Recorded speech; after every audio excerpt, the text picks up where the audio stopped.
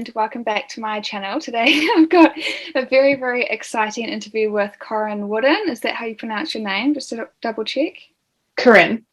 Corinne. Yeah. Okay, cool. Nailed it. Yeah, everyone usually has a little bit of trouble pronouncing my name. It's either like Connie, Corinne, and I'm like, it's Corinne, it's okay. Yeah, so AKA she's also known as the fairy Quadmother. And when I found her Instagram, I was like, oh my God, I found someone with bigger legs than me. And I was like so amazed. I just thought the name was like so perfect as well. So I wanted to interview her, and I thought that she'd have some good tips and experience and advice. We're going to talk a little bit about building a better body image, WBFF, prep, disordered eating behaviours, and top tips for building muscle. So before we get started, do you want to give a little bit of an introduction to yourself and your business as well? Yeah, so yep, I'm Corinne, also known as the Fairy Quadmother. Thank you for that really lovely and energetic introduction. I'm an online coach, and I run a business called Move For You PT with my partner, and we are really focused on striving for performance over aesthetics, which is a huge part of what we stand for and what we believe in, and what I believe in as a coach and as an athlete as well. On the flip side, I'm also studying at uni in literature, so writing my honours thesis this year. So doing two completely different things, but I'm also competing, hopefully, in July at the WBFF show in Sydney. So fingers crossed we actually get there. I have high hopes, but I'm very excited for this year. It seems like it's busy, but also very productive. Yeah, that's so exciting. Yeah, I'm competing in my first show. I'm doing the Gold Coast one, and that will be my first ever time as well. So that's very soon, isn't it? Yeah, it's like 1.5 weeks. How are you I have to ask you, like, how are you feeling about it? I feel like a bit nervous, but very relaxed compared to everyone else, because I kind of did it to pull myself out of a hole, I would say, and have a goal to focus on and start eating proper meals again and getting back into the gym. And COVID completely threw me off, and I just for the first time ever didn't even like going to the gym, and made up all these excuses and lost a lot of muscle and strength. So I was just in such a bad mental spot. So I did a 6-week prep instead of 20-week prep. So I can't be too hard on myself.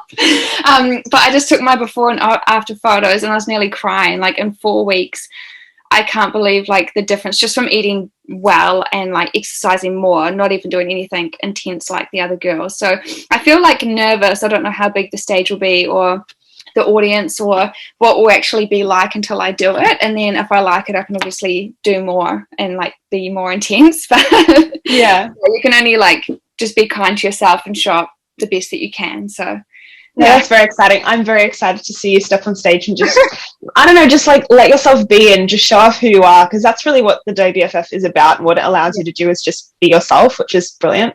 Yeah, I think it will definitely help with my confidence, and I don't know, just starting my new path in life, I would say. Yeah. So number one, I just wanted to ask, how do you think social media affects our self-perception, and have you ever struggled with anything like that before? Oh gosh, who hasn't?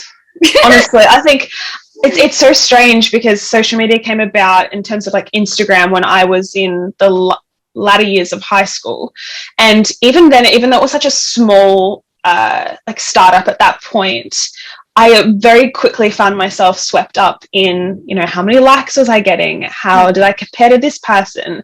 How did my body look compared to this someone else who had 10,000 followers, but she went to my school, and I'm like, what's going on?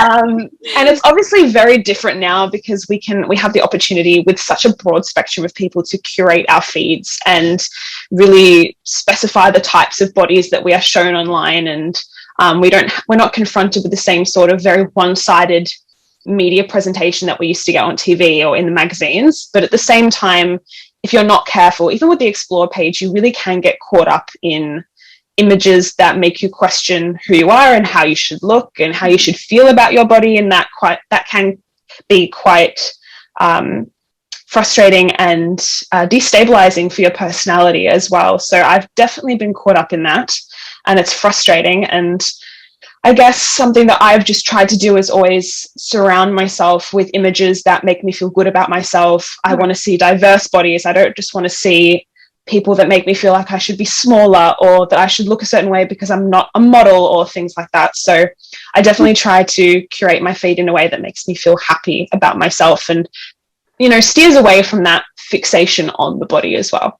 Yeah, I just love following. I think I follow a diverse range of people as well, because I follow people, I'd say, like in bigger bodies, and they post like photos of their cellulite and make other women feel confident about it. So even though that's different to my body, it's nice to see like range. I just like their confidence, I think, because they're just like rocking themselves, and instead of being like, yeah, so perfect, they're just like, I don't even care, like, dancing around in their undies. Well, it gives you such a lesson in self-confidence as well, because it just teaches you that, you know what, you can love your body and have a respect for yourself regardless of how you look, regardless of your shape, regardless of your size, because it doesn't matter. You can have just this great deal of self-confidence and self-appreciation irrespective of that, because it's all about what's in here as opposed to what's out here. Yeah, and I just like following accounts who are into health and wellness, like heaps of foodie accounts who just post all this amazing food and new recipes, and just like the kind of people with their mindset that they share. I think that definitely rubs off on how you feel about yourself. So I think we definitely have a choice as to whether we feel good or bad after we go on social media. The second question I wanted to ask was how do you feel okay with being unique? Because I've experienced that as well, probably not as much as you, but if you've just got a different look to what people expect, how do you rock it instead of feeling like the odd one out, if that makes sense? It's actually quite interesting, because in high school and just growing up in general, I always had bigger legs, and people always used to, you know, slap my thighs or make fun of how big my legs were, and because I was very petite up top, so it was a very stark comparison. I was always very lean at the top and small arms and then hefty legs, and just everyone would make fun of my legs because I was so short and I just looked like a midget, and I'm like, okay guys, just leave me be. But obviously as I've built my physique and sort of went from a position of, okay, so I always really wanted a thigh gap when I was younger, and I went from like as so many of us do, my gosh, and I went from, you know, being in my physique with my chunky legs to losing a bunch of weight and achieving this thigh gap, which was very unhealthy for me, to then diving headfirst into weight training and finding this new love of appreciating my lower half that was a lot heftier. And I learned to love it because it gave me so much strength. I was able to squat more. I was able to lift more in general. I felt like a powerhouse. And it was obviously something that not a lot of women, I guess, sort of tend to gravitate to. We all want big bums, not big legs. But I looked at my legs and I was like, you know what, though, this is a part of me that's never going to go away. It's part of my just genetic makeup. I just happen to have larger legs, and I approach the situation as I can create something out of this and feel really positive about this genetic structure, or I could just be upset with myself for a longer period of time. And I decided, you know, I want to just feel strong and empowered, and my legs became a huge part of that. Hence, I guess, the fairy Quadmother really sort of just, it came part as a joke, but it just kind of stuck because it was so fitting, and it made me honestly really love the shape of my physique even more than I already do. Yeah, I felt like that happened to me when I was young as well, because I used to be a 100-meter sprinter, and I did like ballet and stuff since I was 5 and was into all the athletics and stuff, and I always had like really muscly legs. And when I was younger, yeah, just when you're at school, people are so young because we're kids, but people don't know, and they're like, oh, your legs are so big, or they're like say that you have fat thighs and stuff, and I was like, oh my god, I wanted to be like a skinny ass model. Yeah, me too. Photo shoots, and then that helped me really just fall in love with myself the way I was, and I was like, oh my god, it's way better than what I thought it was when I was younger. But still, I've had people say to me, they're not trying to be mean, but I've heard through like person to person, they're like, oh yeah, she said that she wanted to look like you, but not that muscly, and I'm like, oh. It's like, kind of weird. It's always a backhanded compliment, isn't it? I want to look like you, but not with as much muscle. I'm like, okay, it's all right. You probably won't, but that's okay. Yeah, it's like, oh, thanks. It's like kind of weird, but I'm like, oh well, I like it. So you just exactly. It's about what you like as well, and you learn to also realize what you like as opposed to what everyone else likes, and then you falling in love with what you like as opposed to trying to, you know, appease other people. It's just that much better. Yeah. The next question was how to handle hate comments. Do you ever get hate comments on your social media now, or have you had it in the past? Not that much in terms of people, I guess, bullying me, but I have had my fair share of, I guess, weird encounters. I've been shared on Reddit, where people would like comment as to whether my physique was possible to attain naturally. And I'm Yeah. I'm a huge advocate for me talking about, I'm a natural athlete. I don't take any PEDs or steroids, whatever. But some people seem to get really attached to that and can't perceive that my physique is just me. So I get a lot of comments about, I'm on drugs and I'm immoral for not owning up to it and things like that. And it's very bizarre, which is, again, backhanded compliment, but it's honest. I don't mind so much as I used to. I just kind of brush it over my head. I'm like, okay, whatever. Some people will just be ignorant in their ways. And I've had a few comments as well, and about people don't always like my rhetoric about body image and the way that I advocate for diverse bodies. I've been shared. No, thin women especially get very frustrated when I talk about how they shouldn't be sharing their, posed versus unposed photos. When people pose and they like kind of stick out their stomach and they sort of give themselves roles. Oh, I did see something on that, and I've never thought about it in that way. I think it was like, I'd say a bigger, like, black woman, and she was looking at the video, and the girl's like, bodies can look like this, I like this, and it's like still tiny. And like, yeah, exactly. And there's body, but I never knew that it was bad. Like, I'd never looked at it from another person's point of view till I saw that. It was only a few weeks ago. Yeah, it's honestly, and we're all learning the way that we sort of visualize and interpret body, like the posts that we make and different body types. And I became very vocal about thin white women, especially, sort of appropriating a culture of body positivity that wasn't meant for them. Quite a few, a while ago, I had shared someone else's content and made a comment about this type of content isn't appropriate because of X, Y, and Z. And that person then decided to take my comment, which wasn't directed at them personally, and, make a whole big deal out of it in terms of me saying that thin women aren't allowed to be happy with their bodies. I'm like, that's not what I said. I was just trying to advocate for diversity between different bodies, and that sort of turned into like a 48-hour like people telling me to die and that I was a horrible human being, and it was very strange. I've never had that before, but that's since died down, and we haven't had many hateful comments since.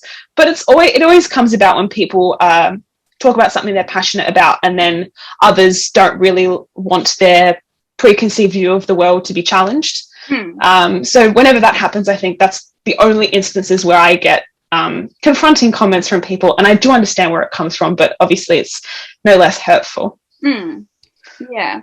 The other question I wanted to ask was, what do you do in times when you feel like your confidence isn't as high? Do you experience that very often, or is the main one? I just remember when you said you weren't feeling like as far ahead as you should be with your prep, but do you have any tips to like gain your confidence back, or like daily rituals that you do?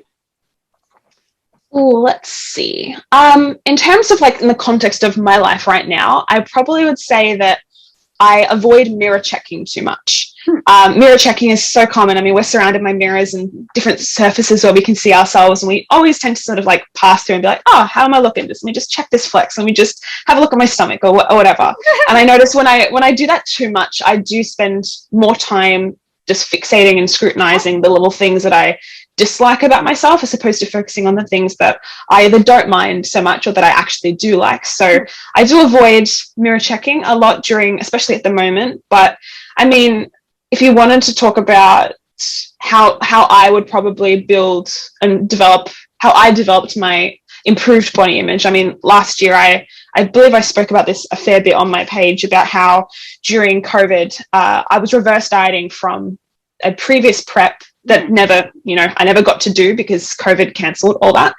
And reverse dieting became very mentally taxing and draining, and I dipped into this very unfortunate depressive state with relation to my body, and my self-confidence was at an all-time low. And I spent, like, honestly 6 months working on rebuilding my body image from the ground up. So that's something we could talk about as opposed to just relating to my prep at the moment, if you want. Yeah. Okay. So I built like this sort of checklist for myself where I would sort of go through this process to really redevelop my relationship with myself. And I remember the first thing that I did was, can I swear on this interview thing? Yeah. Okay, cool. Just checking. Some people don't like it. If it comes naturally, sometimes it happens. Okay, cool. So the first thing I really wanted to do was to just cut out the bullshit, like detoxify my brain, remove any individuals from my life who sort of made me feel worse about my shape and how I perceived myself, and of course rejig my Instagram circle as well, because of course I didn't want to compare myself to other people. No one enjoys doing that. I wanted to stop comparing myself to my future self and my past self and to different variations of myself that existed in my phone, and I wanted to stop looking at influencers in their highlight reels and really sort of come back to basics on social media so that I could have a really happy experience online, because it started to be quite draining, and it was just a lot at the time. And I had to realize that, I don't need her abs or their thighs or that person's shoulders. I just needed to work on how I perceived myself. And something that I really did learn was, body image has nothing to do with how we actually look. It has everything to do with how we perceive ourselves. And something that I do tell my clients who have weight loss goals, it's if you're not happy with yourself now, if you're not happy with who you are at this moment and with yourself at this point in your journey, you won't be happy at the end either, because it's all about perception. Yeah. The second step that I sort of implemented was, because I was in such a dark place with myself, and my relationship with my body sort of evolved into not really feeling like I was worth it. I then just started to really focus on, I have a basic right to exist and to take up space and to have a voice and to just nourish myself. I was very caught up in thinking that I didn't deserve certain things, and I came to realize, that I needed to nourish myself both mentally and physically with food to actually flourish as a human being. So that was sort of the next step that I needed to implement for, self-care and self-love through food. And I know you're such a big foodie and passionate about food, so I'm sure you'll resonate with that very much. I guess the next thing for me was, like I already mentioned, I would reduce body checking, and that is definitely something that I still do and that I still implement on the daily, because it's a very simple tool that you can use, something that you can just pick up and be like, okay, I'm going to steer away from looking at mirrors, and the next time I actually come back to looking at myself, I'll probably have a whole new perspective on the way that I actually look. I also practice rationalization rather than catastrophization, because I'm such a perfectionist and I tend to sort of catastrophize everything when things aren't going the right way.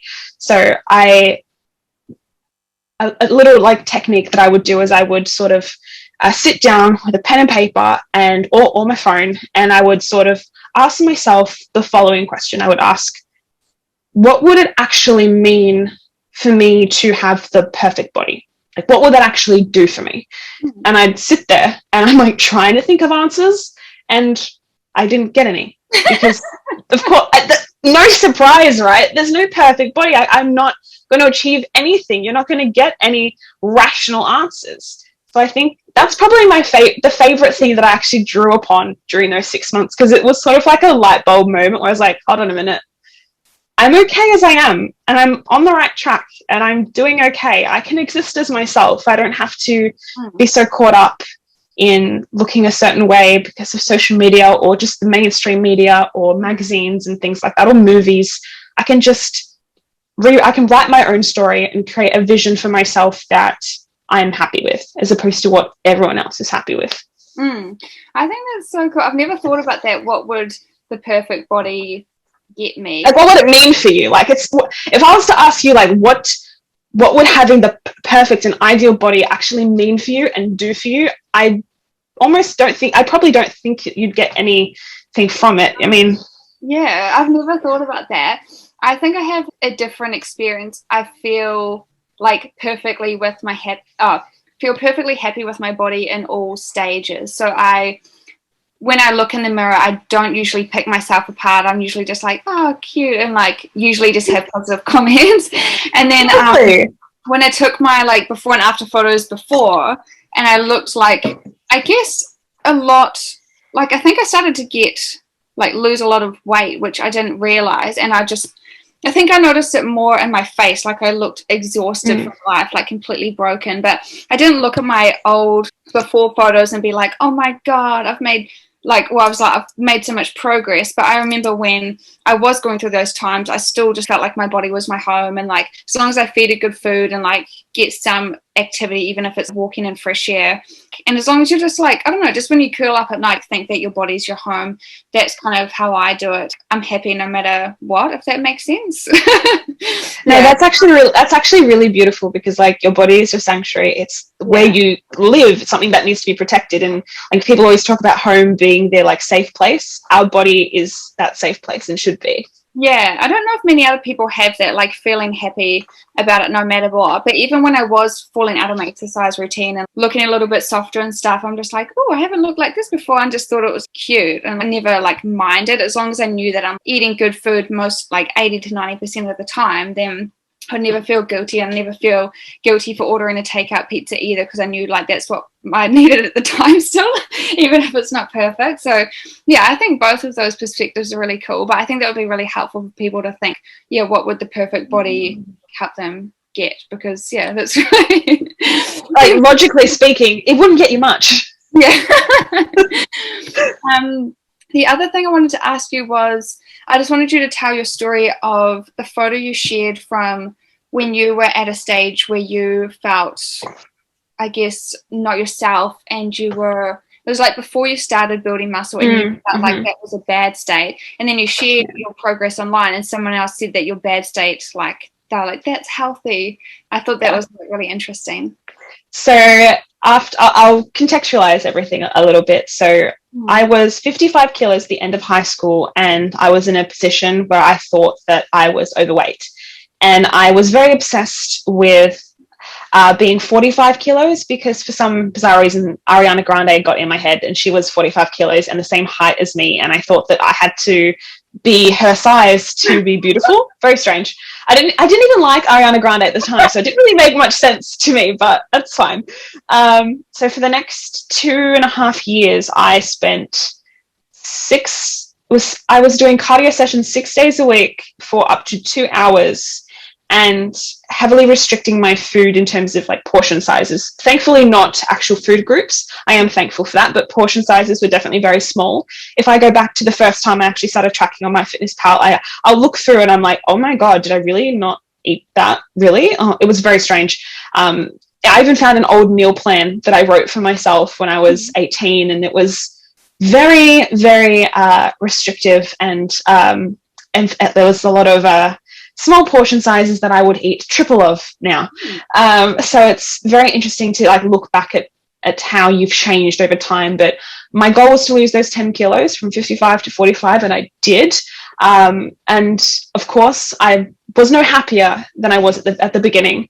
In the photo that I shared, I was in Paris on holiday, and I remember at that time actually believing that I was fat, which is incredibly upsetting, because now me now looking at that photo is incredibly distressing, because I was so thin. I was underweight. I wasn't eating very well. I was eating, a lot of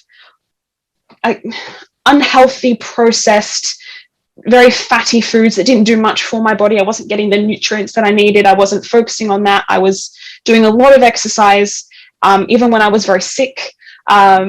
So it was and of course I'm not as underweight as a lot of other people who were diagnosed with anorexia or specific eating disorders, but it's the mindset, right? Like I believed that weight, that I was overweight, which is really upsetting. And obviously I've since put on 15 kilos onto that and then some. After that trip, I then went to the gym. I was already committed to wanting to put weight on, because I knew it was something that I needed to do, and I wanted to gain muscle, and I wanted to ditch the cardio because it was absolutely exhausting. And for the next 2.5 years, I day in and day out, I put effort into building my calories up. I wanted to do things right from the get-go. I bought a program. I did all the right things, and I'm where I am now. But it was a little upsetting for that person to say, but that is a healthy weight. And it's, well, what would you know? Everyone's completely different. People don't necessarily look healthy or unhealthy just based on how they look on the outside. It's the mindset and the behaviors that make the difference. Yeah, I think that's a good point as well, that not everyone that has eating disorders is just large or anorexic kind of thing. There can be all different kinds. Everyone in between. Yeah. The next category I wanted to go into was WBFF prep. So I just want you to talk all things fat loss, tips for when you're shredding, discipline, staying motivated, time management, and what have you found the most challenging and the most easiest? Okay, so I originally was prepping last year for the May show in Gold Coast, and obviously, unfortunately, that was cancelled. So I was pretty bummed about that because I was very happy with the way I was looking. This time is a lot more challenging, and I've spoken about this a little bit, but it is something that does give me a little bit of anxiety and it makes me feel a bit overwhelmed, because last time I had a very easy sort of response to fat loss. I was dropping like it was nothing. This time it's a whole lot more difficult. I've gone 5 weeks without dropping more than 400 grams. So it's very tricky. I've had to pull my calories lower than anticipated this time around. But of course, every prep is different. Your body is going to respond to different stresses in different ways. And last time I assumed that I was working through my stress in a way that I was able to burn through it and expend that energy. Whereas this time, even though I'm in a much better place, my stresses are very different and I'm holding on to that stress. But that's okay. I trust my coaches and I'm trusting the process, and I know I'm going to achieve the results that I want because I'm committed and because I'm driven, and I want to get to that stage, and I want to show up, and I don't give up. That's definitely something that I can characterize myself by. So as challenging as the fat loss component is at the moment, everything else is going really well. I'm loving my posing. I'm feeling so much more confident in myself this time around, and I feel like I'm actually able to show my personality, where last year I was very, very nervous. So I'm very happy with that, and training feels amazing. I feel like my whole anterior is not shredding as much as my posterior. My back looks great. My hamstrings look great. My glutes are looking great. So hopefully the other side of me can just catch up a little bit. But it's an interesting process. Motivation is interesting though as well, because I don't consider myself very motivated ever. I just consider myself driven all the time. When I'm passionate about something, when I want to achieve something and I'm committed, that's when I'll put in the effort, and I'll, day in and day out, I will put in the work. Whereas motivation, it's slow, it's so fleeting. It comes and goes. It's the impetus to get you started, but it won't stick around for very long. So to anyone who ever asks me about how I'm motivated to, do my steps or do my cardio or eat fewer calories, how am I motivated when I'm hungry? I'm not motivated. I'm just disciplined, and I'm just driven to achieve my results. What I find really helps is, I guess, the mental state you're already in. Like when I was going through a really bad spot, I didn't have the energy to get up, to be honest. I was like, I can't even go to the gym. I can't even cook a meal. That's how my prep started. My first 2 weeks, I literally, out of 6 weeks, I still lived off bread and coffee for 2 whole weeks. I was like, it's such a bad state.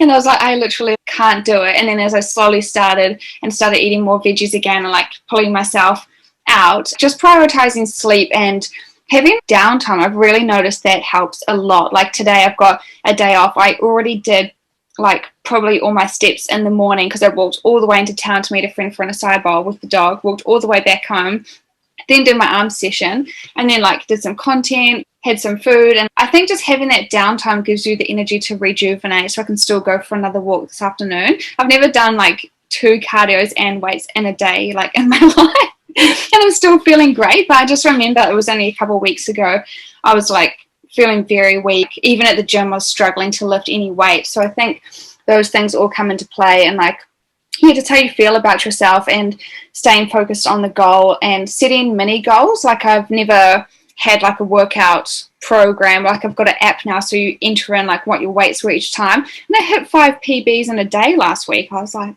what? And then even I think the last 2 sessions I had a PB each session. So it just makes you feel good having small wins instead of just like waiting for the end thing, if you can do little things along the way. And I was saying to my clients as well as even if you set goals for yourself that are based around your routine. So even if you say my goal is every Sunday to bake, to like meal prep one savory thing and one sweet thing for the week ahead, like a healthy kind of slice, and then to do a certain amount of exercise, like a yoga session, weights, and walking, if they're starting from nothing or something, like just setting in basic things to like create a healthy schedule, and then showing up even as already achieving the goal kind of thing, and then that will just help get them on the right track. Yeah, that's 100% true. It's like hit the low-hanging fruit first before you start getting way too picky and advanced. So you can do very simple things that implement in your day that can help you actually reach your end goal, as opposed to I'm fixated on this end product, rather than, taking little steps bit by bit. Yeah. I wanted to talk about disordered eating behaviours. Why do you think we get them, and how to know if you're experiencing them?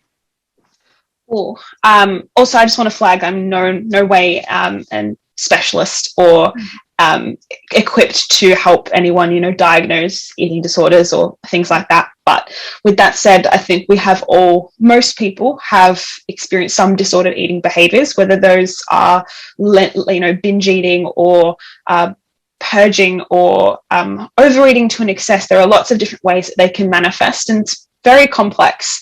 I think, we're easily triggered by certain things that have happened in our lives, most often in our childhood, that then pops up later in life. One of my clients who is now in recovery from an eating disorder, which is amazing. She has very particular triggers that are obviously very different to someone else's, because it's completely personalized to you and what has happened in your life leading up to that point. But I do think that a large component of binge eating, for example, stems from a want for control, a desperate want to sort of feel in control of what they're eating. But ironically, when you're actually going through a binge eating process, you completely lose control with the food, and your consciousness is almost not there. It's almost an unconscious, like, forcible eating process. It's a very interesting when you start looking at it. But I think things that we can do to sort of identify it is develop our sense of self-awareness. If we're not self-aware, we're likely not going to be able to identify our own behaviors. We're going to be reliant on other people to pick those up for us, and then occasionally we might not respond very well to other people sort of telling us how to live our lives. So it's focusing on self-awareness and improving the way that we're able to self-identify within ourselves. Something else that we could do in relation to disordered eating behaviors is just journal. Honestly, get our thoughts onto paper and potentially look back on the things that we've said and reflect a little bit more than we do in our day-to-day lives. We're so busy and on the go all the time. We're very speedy, for a lack of a better word, and I think we lack the time to actually reflect on the way that we behave and the way that we act and the way that we think. And journaling is something that has definitely helped me work through my own disordered eating habits, particularly last year, in the way that it allowed me to actually look back and realize, oh, that's how I was feeling in that moment. That's what caused me to sort of lead me into this path. I think that's good. The way I look at it, not related to disordered eating, but just when I help my clients with if they're like feeling guilt around making unhealthy food choices, I always, like, when I make an unhealthy food choice, I just ask myself why. I'm not even angry about it or anything. If I'm like suddenly want this sweet thing in the afternoon that's really processed and have it, I'm just like, oh, why did I want that? Oh, maybe because it's the afternoon slump and I'm really tired, or did you not sleep well the day before? Have you not had a break in your work, like if you're working from home kind of thing, and like haven't just had like an outdoor break to get some fresh air for a few hours? It can be like a whole lot of things that's way more simple than what you may even realize. And then I always tell people, like, if you do have unhealthy food cravings, what I personally do is try to make a healthy version myself at home. So people often say to me like, oh, I don't know how I can give up sweets, and I always crave like, yeah, these desserts and stuff. And when I used to have my food truck, I made a cookie dough slice that was made from chickpeas. So it's like from that, it's got peanut butter, protein powder, almond meal, and a little bit of rice malt syrup and like dark chocolate chips. And it's all natural, really good for you. And like, not many people know that you can make those kind of things that are so nourishing. And then I say to people, then if you still feel like the unhealthy thing, then just have it, eat it slowly, enjoy every mouthful and savor it, and then the craving goes away. Well, yeah, actually, no, it's a very fair point. If you have a very specific craving, unless you actually go and satisfy that craving, it's probably not going to go away, right? Especially if it's like, I'm craving a very specific donut from Krispy Kreme with this particular filling. Like, you're trying to recreate that. It's probably still not going to do the thing for you, but I was someone who always, when I was growing up, I struggled with emotional eating. Like, I was a very emotional stress eater, bored eater, anxious eater. And it took me a really long time to sort of realize that in that instance, for me, eating was just the action that I took in response to the cue, the emotion that gave me a sense of temporary satisfaction. Whereas I had to now I sort of just take myself through the process of, like, how am I feeling? What do I need? Yeah. When do I, like, what do I need and when, and how can I meet my needs better, if that makes sense? Yeah, I think it's just about like, asking yourself questions. Oh my God, it's like a huge bucket. Just asking yourself questions and getting to know yourself and like your triggers, and just figuring out how to like work through it in a healthy way, kind of thing. Oh, I wanted to ask, how, I don't know if you have experience in this or not, but how to eat intuitively whilst building your physique, because that's what I've personally done up until now. I've never like controlled my calories or counted my macros or done anything like that. Ever cat entered the frame. So I've always like just eaten intuitively and known what my body wants. But do you eat intuitively when you're not on prep, or do you always at the moment, and what I have done for quite a while, is I eat flexibly in my off season, more so than in my on season. But I'm not so much an intuitive eater the way you are. It's definitely something that I am slowly introducing myself to, particularly the actual practices related to intuitive eating, even more so than just the process of ditching tracking altogether. But I do think it's such a valuable tool, especially because you're not going to track your food with a scale for the rest of your life. Like, it's not feasible, it's not sustainable, it isn't practical. And a lot of the nutritionists and dietitians and individuals that I follow on social media a lot of them have transitioned to intuitive eating, and it is something that I want to do for myself when I no longer feel like my athleticism needs to be tracked, especially in like, I'm also dabbling in powerlifting, and that's something where I need to get a certain amount of food in, a certain amount of things, and if I don't 100% know, it could detriment my performance. And so there is a relevance to why I track my food, but I do see the value in intuitive eating. And I guess since you're someone who has done that with prep, how have you found intuitively eating through prep? Well, I've started, I'm so funny when I started just tracking. I've only used my Fitness Pal in the past to do like a 3 or 7 day food diary, but I've never like controlled the portions or anything, and I've never told myself no to food. So it's like very new. I still don't like, I'm still very relaxed compared to everyone else, but it's so funny on my Fitness Pal, like it's all done with grams, and I don't own scales, so I'm like, I only use a cup, so how many grams is the cup? So or like looking for a tablespoon instead of grams. So I'm still like a beginner to all of that. And I had someone email me the other day, and they were just asking me like, is it better to eat intuitively, or if you track, like, is that worse for your mental health because then you get scared of food?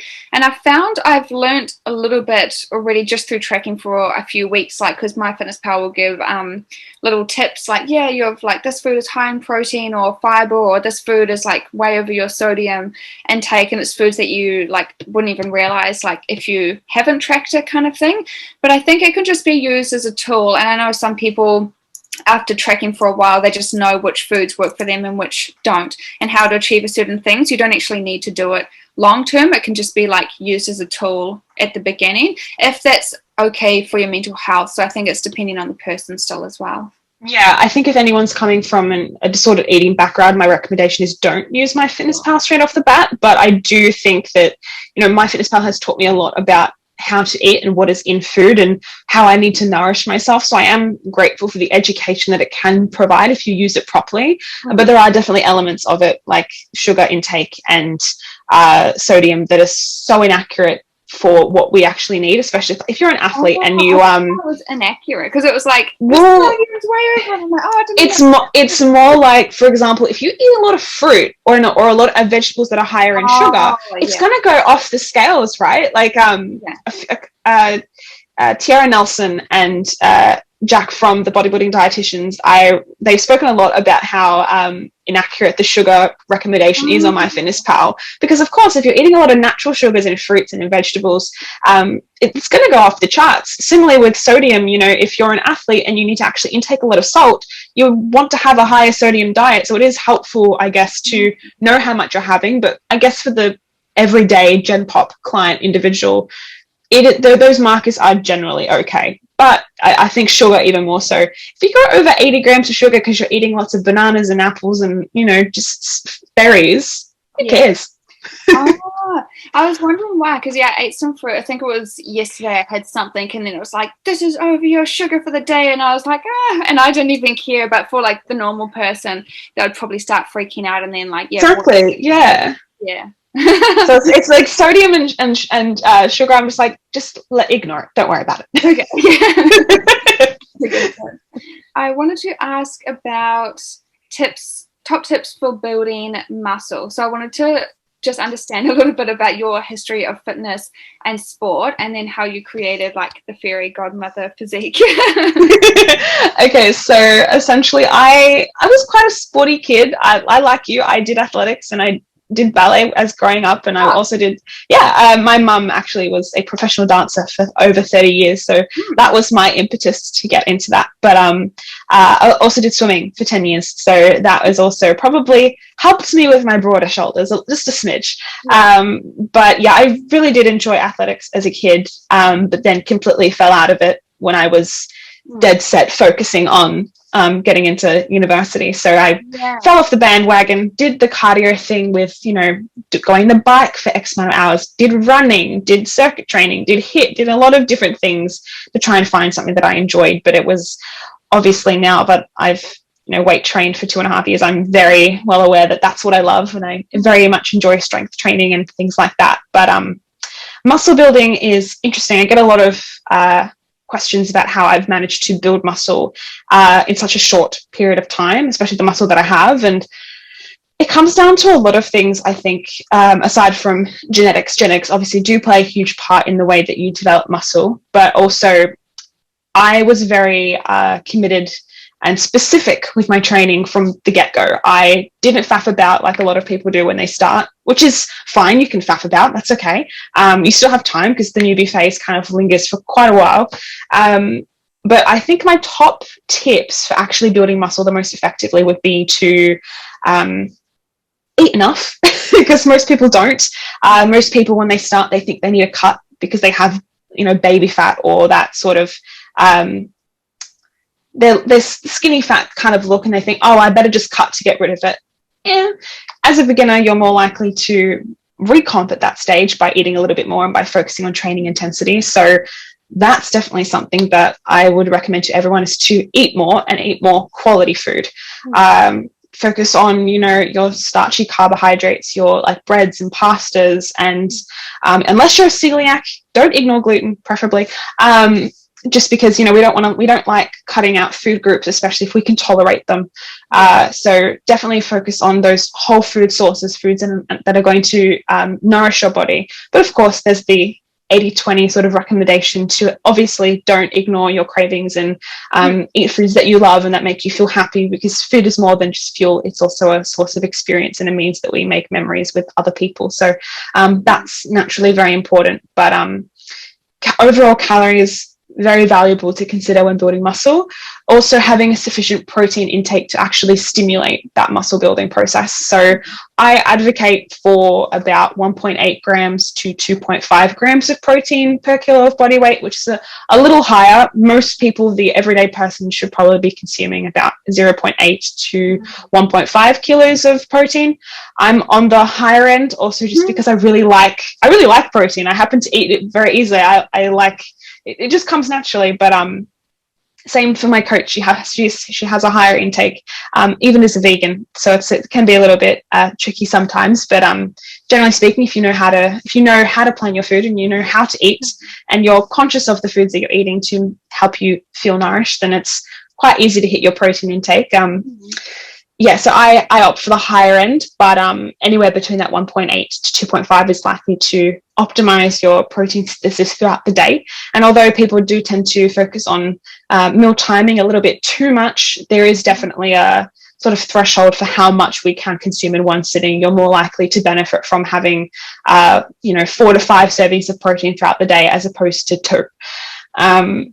Meal timing can also help when trying to build muscle, just because if you're having to eat more food, you'll naturally want to get enough in throughout the day. So focusing on when you get up, don't wait too long before you eat your first meal. Wait within the first hour and a half or something to start, eating your calories. And a lot of us have been taught to fast and engage in some intermittent fasting because we shouldn't eat too early in the day. But when you're focusing on building muscle and there's a lot more food to get in a day, that could definitely be a helpful strategy for helping you to get enough in. I do think though that muscle building is quite interesting because people do tend to overcomplicate it. It is just a really long process. It comes down to having sufficient nutrition, sufficient protein, a decent training plan that is within a volume and threshold range that is intense enough for you. So within your minimum effective volume, between your minimum effective volume and your maximum recoverable volume is the perfect range for you to be training. And honestly, that's it. It doesn't need to be overcomplicated the way a lot of people sort of harp on. These foods are really good for muscle building. This type of training is really good for muscle building. It's a whole lot of everything, and it really just depends on how you train, how you eat, and also how you recover. Recovery is very, very, very important. Very important. I cannot stress enough. Do you have any tips for someone just starting out at the gym, and do you have any misconceptions you want to talk about building muscle as well? Tips for beginners starting, I think get a coach, honestly. I didn't when I first started, and I should have because I got injured quite quickly. So I definitely recommend getting a coach when you first start out, even if you don't think the money is worth it. I promise you it is. You get so much out of having someone there that you can honestly ask any question in the world because they're there to provide a service and they're there to provide value. It is definitely very important to learn how to perfect your form from the beginning as opposed to, just going in and lifting as much weight as you can. I am a huge advocate for exercise execution and actually practicing that from the very beginning. So if that's definitely something else I would add, is to focus on technique over just moving as much weight as you can. I know people like to ego lift, particularly boys. Don't do that. Yeah. The better the form you can articulate through your training, the better the muscular adaptation as well. So if you can actually perform an exercise well, you're likely to yield better results from that. Misconceptions wise, I don't know how much. There are probably more misconceptions about fat loss as there are to muscle building. What do you think? Yeah, I guess so. I don't know if... Yeah, I can't think of anything off the top of my head anymore. I can't think of anything off the top of my head either. I think it's just, not misconceptions, but more people just overcomplicating it and I guess freaking out because I guess there's so much to learn, but it really is just the simple things that you have in place. Yeah, I mean, people do think they need to eat a lot to actually gain muscle, but really all they need to do, I suppose that's a misconception. People think they need to eat a lot, but really they just need to eat about 5 to 10% over their maintenance calories, and that's sufficient. Yeah. Like when I first started to build up my calories, and I'm like, okay, so now I'm at a point where I'm maintaining my weight. My choice was I didn't want to gain a whole lot of excess fat naturally because I wanted to build up quality muscle. So I entered into a 5 to 10% calorie surplus, and every time the scale would plateau for about 2 weeks, then I would increase again, another 5 to 10%. People sort of go from, 0 to 100 quite quickly, and that's definitely something that's likely going to cause more fat gain than muscle gain. Yeah, that's true. Yeah, I think that was covered well. I experienced that as well when I was first starting training. I remember I was doing that like lat pull down, and I put it on this heavy weight, and I said to the trainer, I was like, look at this. And I pulled my Oh, bless you. And then these two people were like laughing at me. I'm like, what? And then I just never understood why until like I learned. I'm like, oh my God, that was so It's like, what have I done? You're just trying to lift as heavy as possible, and it's like not even doing what you need to do. So it's not as effective as just lifting less, but like squeezing your mind to muscle focusing jaw form. 100%. Yeah. And just another question out of curiosity with your calories, because I find like I personally feel like people need different amounts of calories every day. So sometimes, like the other day, I ate way over my calories, and then I just felt like I needed so much food. Then the next day I was hardly hungry and was like easy to eat like the right amount or under. Do you eat the same amount every day no matter what? Or do you like under eat and then overeat until it creates like the equal, like the balance over the 7 days? That makes sense. If I were to intuitively eat, I would probably have a similar response as you do.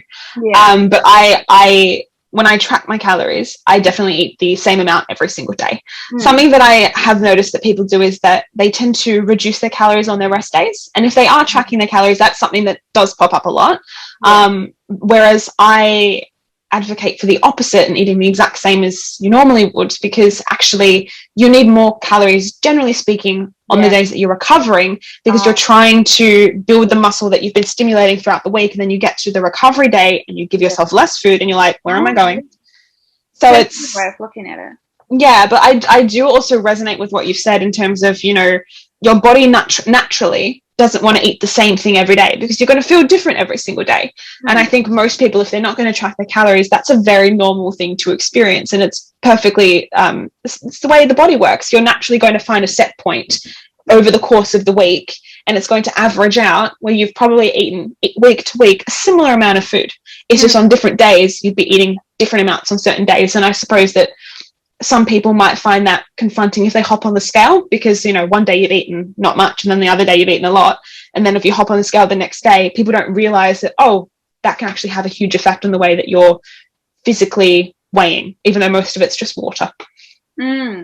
Yeah, one thing that I do for not even on purpose, but one thing I do for body image as well, I don't even own scales. I know it's probably different if you're like trying to prep properly and need to track things, but I don't even care what I weigh, so like I have no interest in it anyway. So I just always look off what I see in the mirror, kind of thing.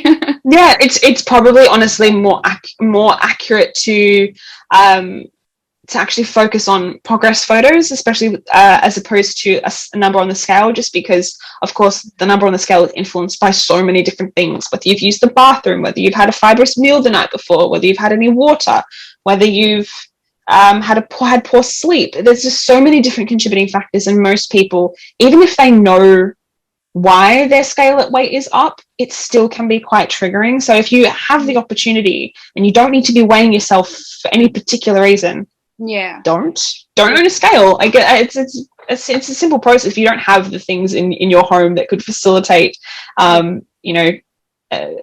body image or disordered behaviors, it's easier to just not have those things. Yeah. Cool. I think that's everything. Do you have anything else to add before we finish up? No, I don't think so. I'm excited to see you on stage, though. I'm so good. You're gonna do great. How's posing been? How's all that? Is that fun? Are you enjoying it?